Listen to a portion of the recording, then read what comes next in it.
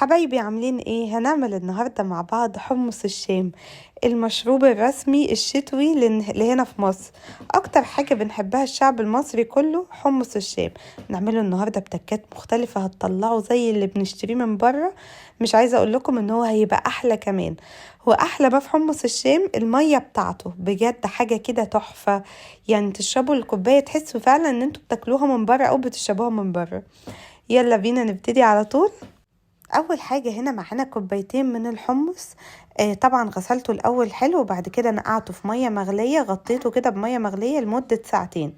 الميه المغليه دي عشان نسرع منه. بعد ساعتين بقى شكله زي ما انتوا شايفينه كده. شطفته من الميه بتاعته وغسلته وحطيته دلوقتي في حله على النار، وبعدين نزلت عليه برده بميه مغليه، غطيته خالص بالميه. تمام، سيبناه بقى يتسلق ويلا بينا نعمل الخلطه الجباره. هنا معايا طماطمتين وبصلاية ومعلقة صغيرة من الثوم المفروم ونص كوباية من المية، واضربوا الكلام ده كله في الخلاط حلو قوي كده. خلاص كنا بنشوف الحمص بتاعنا كان خلاص استوى خالص. بعد كده نزلنا عليه بالخلطة اللي احنا ضربناها في الخلاط مع بعض، بجد ريحتها تحفة. نبتدي بقى نتبلها. حطينا هنا الملح طبعا على حسب الرغبة، حطينا معلقة صغيرة من الكمون ومعلقة صغيرة من البابريكا عشان تديله اللون الجامد ده. تمام، وهنسيبهم بقى على النار يغلوا كده مع بعض لحد ما الحمص يتشرب من التتبيلة الحلوة بتاعتنا دي. يلا بقى بينا نعمل الدقة الخطيرة اللي هتغدينا بجد عن ان احنا نشتريه من بره.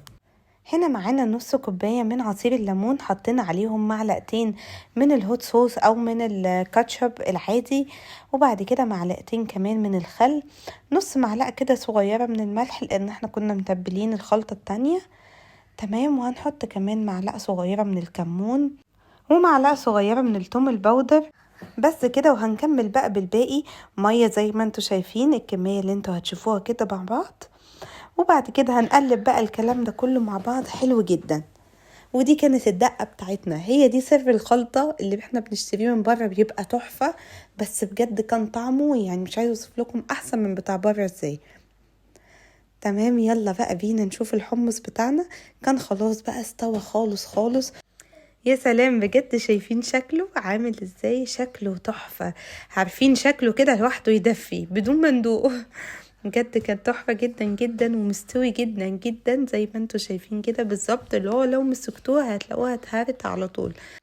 يلا بقى بينا نقدمه على طول. طبعا نسيت اقول لكم الدقة كنا المفروض نحط فيها شطة، بس انا عشان في اطفال هتاكل منه فطبعا ما كانش ينفع اضيف شطة، فممكن دي تضيفوها انتوا بقى لو مفيش اطفال، او تضيفوها على الكوبايات على طول زي ما انتوا حابين. والليمون هنا للتزيين لان الدقة بتاعتنا طبعا فيها الليمون كفاية جدا. بجد اتمنى ان انتوا تجربوها وتكتبوا لي رأيكم في الكومنتات. لو عجبكم الفيديو لايك وشير. باي باي.